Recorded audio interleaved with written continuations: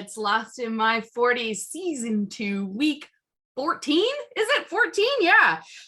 One of them is the episode. It's a Saeed episode and it's a Ben episode.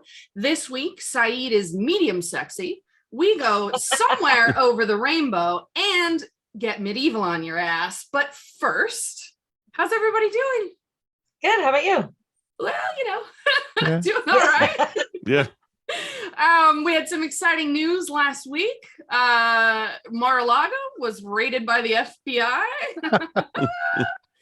Kind of great. Who knows if anything is going to come of it. I have been glued to the news this week, and this is pretty incredible that the president stole and refused to give back classified information, including nuclear documents, supposedly. Yeah, he did. He had nuclear documents. And the thing is, like, he had not just top secret, but he had what's called top secret SCI, which means that these documents should never, ever be removed from their secured location.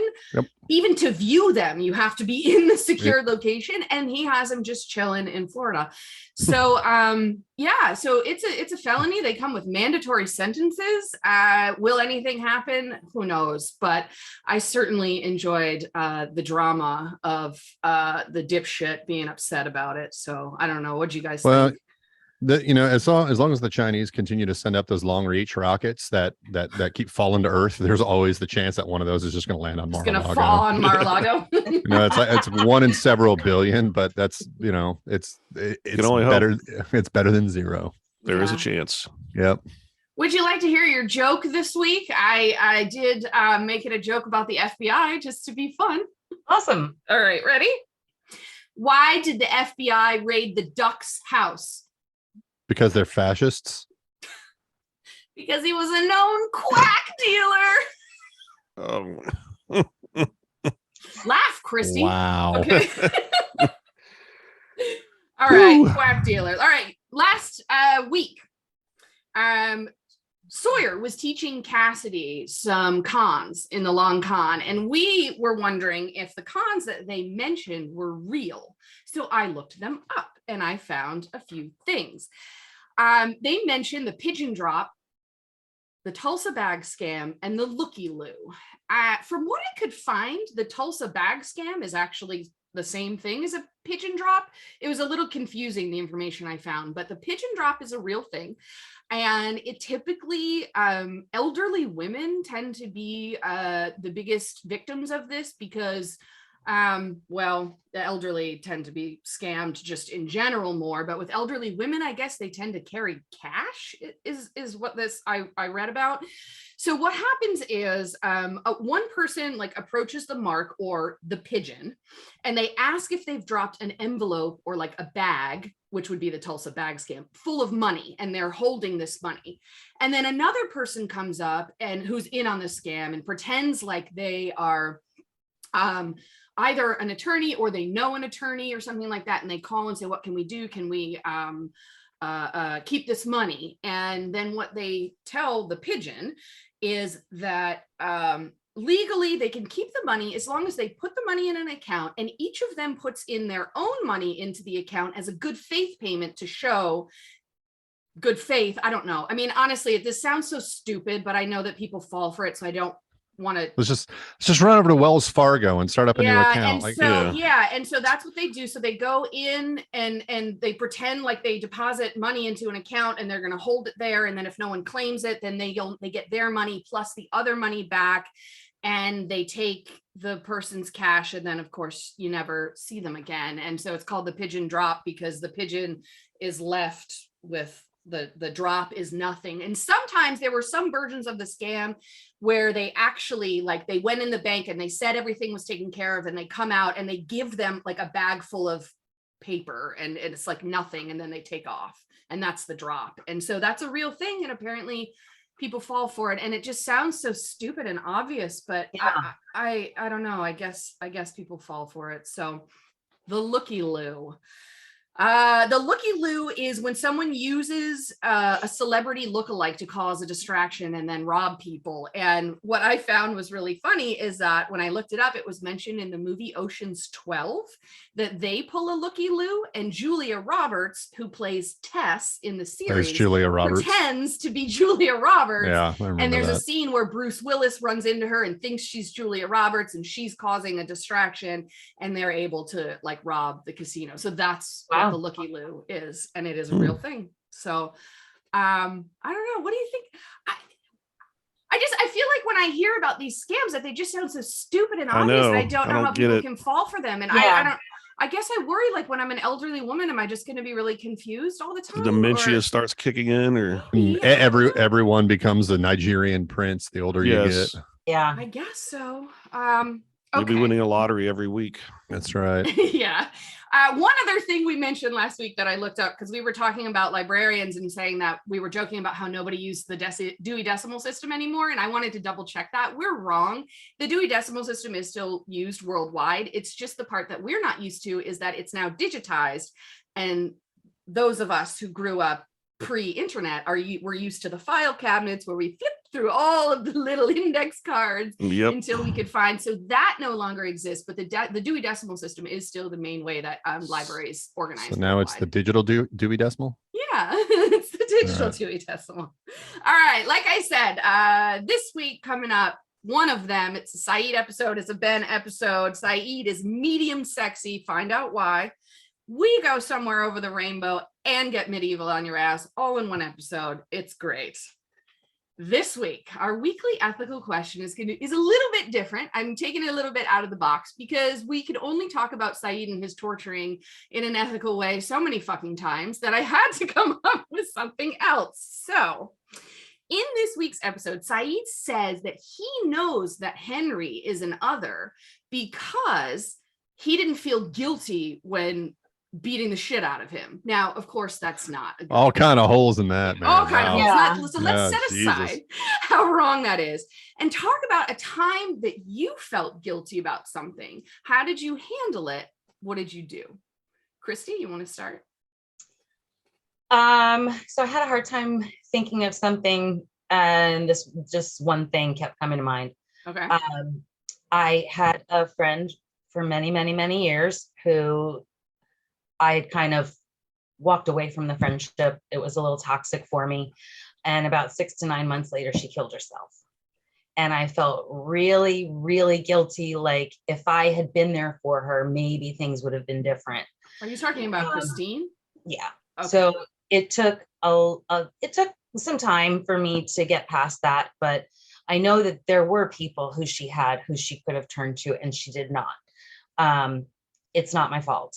No. It's been over 20 years now. So yeah, now I fully am okay with it. But back then it was tough. Yeah, I can imagine. I mean, just survivor's guilt, even if you hadn't had that break, I'm sure would be there. But yeah, I can understand how, your mind is going to be like, oh my gosh, this is, that you had something to do with this when of course you didn't. Right, but exactly. Wow. Derek, what did you have? Did you come up with anything?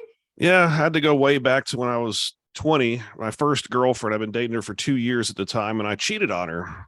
And 2 weeks later, actually over dinner, I confessed because I felt guilty and bad about it. Because she was actually decent. She had never done anything wrong like that to me. So, and dude, yeah, so you dealt with it by confessing. Yeah, just confessing. Yep. Yeah. Wow. Wow. Well, I hope you'd stopped that behavior. I have. Okay. I'm going to go next. I am going way back to actually childhood with this. This is something I have felt guilty about for my entire life. And I was raised, I was traumatized in more than one way as a young child. And so as an adolescent, I had a lot of issues. Many of them stemming around just feeling very insecure around people. And I never felt like I really kind of belonged. And so what I found was that I would be mean sometimes to other people to try to fit in with a certain crowd. And there was one instance where we had just moved to a new neighborhood. I was probably 12 or so, and my brother was 9. And there were kids that lived across the street, and I was trying to make friends with them. And when I did it, in order to make friends with them, I made fun of my brother, what I thought was behind his back. And I later found out that during this going on, my mother came out into our garage. Like I said, the houses were just across the street. I was in the other house's driveway, and our garage door was open, and my brother had walked out in the garage to get something and then heard everything. And when my mom came out into the garage, she found him sitting in the corner of the garage crying that I was making fun of him. And she told me that, and I was 12, I'm 43 now, I still haven't stopped thinking about it, and I never felt guilt. I can still feel it. I can still feel, like, in hindsight, I was just like, what the fuck am I doing? And this is my brother, and I'm using him like at his expense to try to make friends, to feel like accepted. And so I've never forgotten that. And it certainly was a lesson learned. How I got past the guilt was to just like make sure that I learned like that behavior is not okay. And that you shouldn't hurt someone else to try to have an advantage of for yourself. And so I learned that lesson at 12, and I've never forgotten it. And so that's what I did. Ben, what about you? I think mine, I was probably 12 or 13, and this is the first time that I remember feeling immediate intense shame for something I had done. I grew up surrounded by guns. When I was a kid, I had pellet guns and started shooting when I was really, really young, and I was in my dad's backyard with one of my BB guns, and I decided, I saw a bird, and I was like, oh, I'm gonna try to hit this bird, and I fired, and it hit, and I saw the bird start to kind of come out of the tree and come down, wings flapping, hit the ground, and it was sitting there still alive, obviously, but I could see blood coming out of its neck. And I immediately was like, no, no, no. And I threw my gun down, and I picked it up. I was like, fly, you can fly, you can fly. I started crying. God. I threw the bird up, and it started to kind of fly, and then it came down and like hit the fence. And I was just like,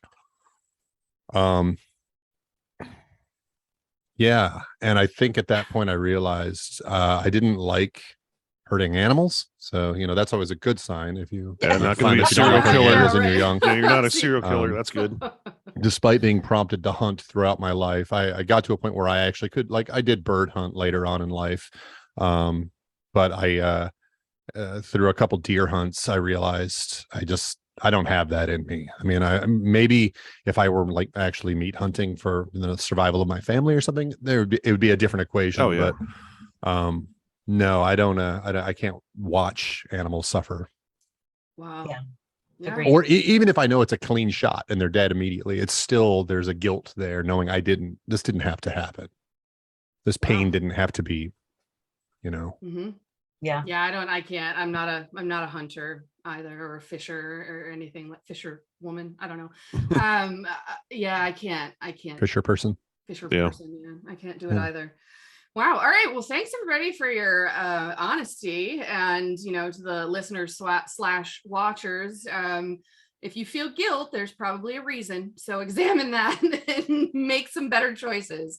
Or I think the best thing you can do when you feel guilty is to make sure that you learn a lesson, at the very least, learning a lesson. In Christy's case, I mean, that's a different situation. There's no real lesson to learn there, just other than you don't have control over other people, Exactly. Lesson, I suppose. Exactly. Yeah. All right. A fun question. What is the weirdest, funniest, or strangest name you've ever encountered? I have 2, but I'm not going to go first. Ben, how about you? Oh man, I work with people from all over the globe, so I could go in probably a dozen names of people that I have worked with or I work with, but I'm not going to do that because I work for you work with them, a relatively large, well-known company. Yeah. So I remember I don't remember exactly where this was, but I pulled up a name at a previous job, and the person's name was first name straight, last name crazy. That's That straight was their crazy. name. Straight crazy was Straight their crazy. name. Spelled like straight? STRA. Wow. Exactly that, as you would. Yeah. So their parents hated them, is what you're saying. Oh my God. Okay. Yeah. Straight Yeah. crazy. Straight Wow. crazy. Yeah. Christy. What do you got? So there was a guy who came into my store one time back when I was working a counter, and his name was Zool, which I just freaking That's loved awesome. that. Was he born in the 80s? Was he, I mean, was this No, he was older. He was Probably older. 70s. So Yeah, he yeah, was before Ghostbusters. Yeah. Yeah, And he his was name was he Zool. was born in the Sumerian times, and he wasn't actually born. He was Yeah. manifested from the elements. Yes. He was in my refrigerator. And So then there was another man who I waited on at the same job. His first name was Brotha, Brotha. And his last name, all one word, was Work It Out. What? And I asked him, I was like, this is a really interesting name. Is that Czech? Oh my God. I was like, he goes, my parents were hippies. Wow. I said, okay. I said, well, is their last name Work It Out? He said, no. No, they just Oh, made wow. the whole thing up. Oh my God. No. So they were asshole hippies. Yeah. Well, work it out. Yeah, I guess so. Wow. Derek, work it out. What do you got? Yeah, work it out. I just remember in the late 90s, back when you used to actually read the newspaper, the physical. Yeah. In the Dallas Morning News, there was a column, and the guy's name was Benjamin Dover. Oh, it was literally his name. And I looked him up. Guy. He actually passed away in 2016. But yeah, his parents, I don't know why you would name your kid. If your last name was Dover, why you'd name him Ben? Oh my God. Okay. Well, it's like people, we knew a guy, people with the name Michael Hunt. Like that's always just one. It's like, come on, guys, just think about when you. Yeah. I have two. And the first one was when I was working and a coworker came in with her new baby. This was many, many years ago. And I asked the baby's name, and she told me it was Nosferatu. And I burst out laughing and was like, funny. Yeah, right, sure. And she was serious. And I was like, where did you get that name? She's like, oh, I don't really know. And my husband heard it somewhere. I was like, you need to Google that. you just you just named your kid. You basically named your kid Dracula. And she was like, what? Had no idea. Just thought it was an exotic name. And I will forever feel bad for bursting out laughing, but I thought it was a joke. The second one, I'm going to preface that it could sound racially insensitive, but the name, when pronounced probably in its native land, there is nothing wrong with it. But when pronounced in English, it sounds bad. Okay. So I want to put it that way. But I was remember, Christy, when I used to work in collections department, I worked for a credit card company, and I was doing collections. And the way that works is you get off a call and the computer just boom, it goes, another thing pops up, and it's already dialed and whatever. And you just, you look at the name and you have to say it. And I saw this name and I just thought, I even looked around is this a joke? The name had 3 parts. The first one was a 3-letter word, D-A-T. The second one was a 4-letter word, P-H-A-T. And the last one was a 2-letter word, H-O. And I had to ask for Dat Fat Ho. I could not have said that with a straight face. Dat Fat Ho. This was oh my God. I think probably no matter what, I mean, that's obviously a Vietnamese name. Yes, and my guess is if you say it, Dat Fat Ho, it sounds exactly the same. Exactly. Doesn't have the same meaning. That's why I prefaced it, because I'm not the kind of person that's just going to make fun of another culture or their words or their names. But in the situation when it popped up on the screen and I had to say it really quickly, and it was just did I just say, and the people in the desk next to me heard and were looking at me when I was like, can I speak to Dat Fat Ho? And they're like, what are you doing?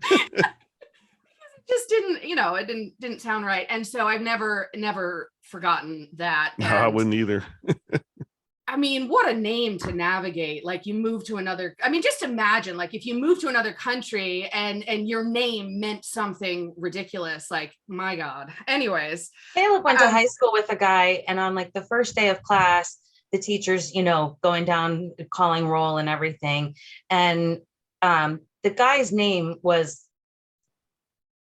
fucking Go. NGO was the last name. Oh, Yeah. PHU. oh God. Yeah, exactly. NGO is So- the last name. Yeah. So the Yeah. teacher was like, I'm not really sure how to pronounce this one. And he goes, Steve, my name's Steve. He knew. Oh my He knew. Oh my gosh. All right, guys. That's it for this week's pre-show. We are looking forward to seeing you tomorrow. It is one of them, Saeed and Ben. We're back here next Tuesday, the 23rd with a new pre-show, and we'll see you tomorrow. Okay? Bye. Everybody.